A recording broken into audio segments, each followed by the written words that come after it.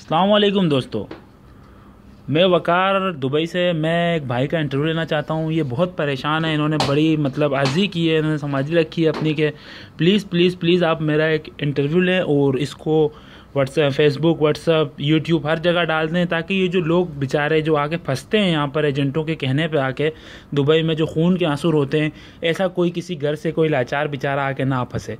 तो लिहाजा मैं अभी इनका इंटरव्यू लेता हूँ। ये कृष्णा मिश्रा है लखनऊ से, जो यहाँ आके फंस गए हैं, और मैं आपसे मैं इनसे इनके दिल की बात पूछता हूँ। अस्सलाम वालेकुम कृष्णा भाई। वालेकुम अस्सलाम। कैफ हाल भाई?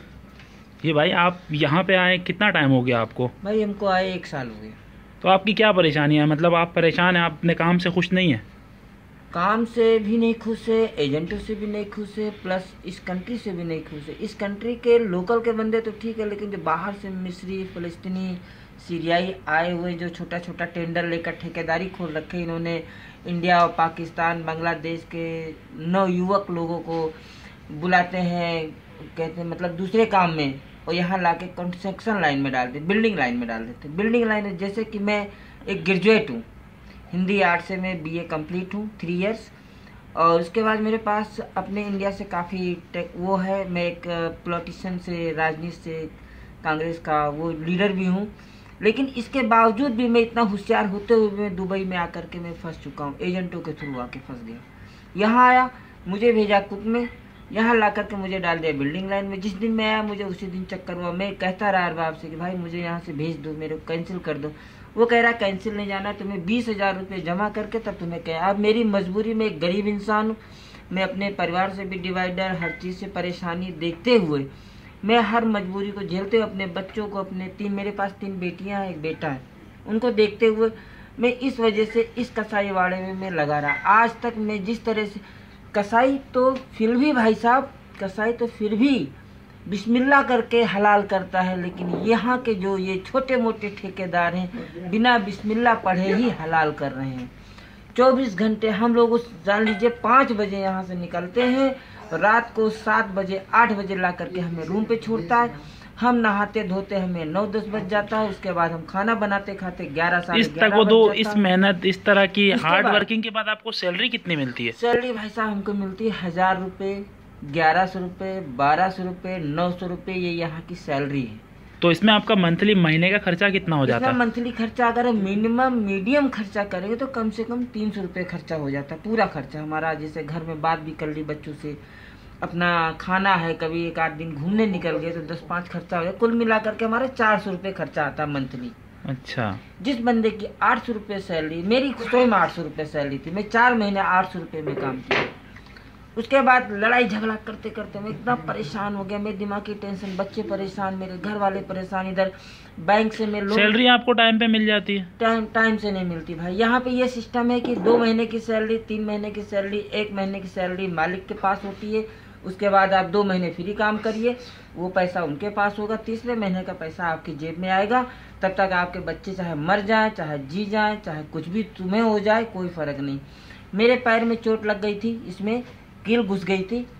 उसके बावजूद भी मैं लंगड़े लंगड़े काम करता रहा, लेकिन या अल्लाह या अल्लाह, या सिर, बाबा आई जी, या आई जी, पूरा बुरा हाल कर देते थे। इतना तो इंसान जानवरों के साथ नहीं करता। हमने कभी सुना था कि अरब कंट्री, गल्फ कंट्री जितनी है, सऊदीया, कुवैत, दुबई, कतर, ओमान, यहाँ बहुत अच्छा और एक ईमानदार देश है। मैं ये सोच करके इंडिया से बड़े खुशी से आके मैं दुबई जा रहा हूँ। दुबई बड़ी अच्छी सिटी है। यहाँ आया तो मुझे लगा कि मेरा वतन ही बहुत अच्छा है। मैं अपने वतन के लिए ये कहता हूँ, वहाँ की रूखी सूखी रोटी खा करके जो भी गरीब भाई हैं, पाकिस्तान, इंडिया, बांग्लादेश, अदरवाइज किसी भी कंट्री से बंदा अगर सोचे कि हम गल्फ कंट्री में जाएं, वहाँ अच्छा पैसे कमाएं, तो मैं उन लोगों से कान पकड़ करके, हाथ जोड़ करके, पैर छू करके रिक्वेस्ट करता हूँ कि वो इन कंट्रियों में तो बिल्कुल नहीं आना, कभी भूल से मत आना। अपने माँ बाप की सेवा कर लेना, गांव में भीख मांग लेना, लेकिन इस कंट्री में मत आना, क्योंकि यहाँ बिल्कुल जिल्लत की नौकरी है, बिल्कुल जिल्लत की। एक तो वो क्या कहते हैं कि कसाई जो होता है छुरा रखता है, लेकिन यहाँ पे बिना धार का छुरा रख करके दबाते हैं। बिना धार का छुरा रख के ऐसे दबा रखा है हमको। हमारा अरबाब यूँ पकड़ता है, जो आता फोरमैन यूँ पकड़ता है, काम कर, या अल्लाह जल्दी से कर, सोए सोए नो, जल्दी जल्दी, क्यूट क्यूट, कुकली कुकली, जल्दी शुगर, जल्दी। अरे साला, हम बता रहे हैं आपसे भाई साहब कि 12 घंटे नेट फावड़ा चला है हमने। क्या कहते हैं, यहाँ सेवल बोलते हैं, हमारे इंडिया में उसको फावड़ा कहते हैं। सेवल 12 घंटा चला है, जरा सा रुक जा तो हाथ पकड़ धक्का मारता था, जल्दी चलाओ, बेलचा जल्दी चलाओ।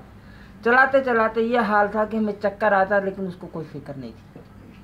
मैं इसलिए इंडिया, पाकिस्तान और अदरवाइज कंट्री से मैं हाथ जोड़कर निवेदन करता हूँ कि कभी किसी एजेंट के बहकावे से या किसी के कहने से बिल्कुल नहीं आना। जब तक कि आपका कोई रिलेटिव, आपके अंदर कोई कॉन्फिडेंस ना हो, आपके अंदर कोई टेक्निकल हैंड नहीं है, तो आप बिल्कुल नहीं आएंगे।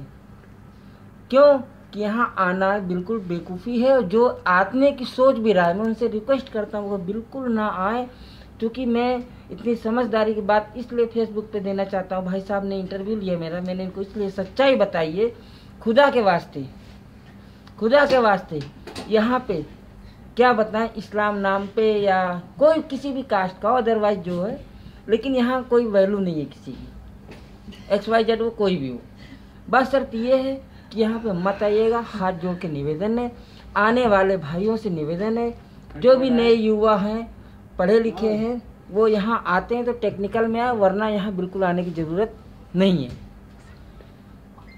ओके, और क्या बताऊँ, बाकी मेरे अपनी किस्मत कमा रहा हूँ। मेरी किस्मत ख़राब थी जो मैं इस कंट्री में आया।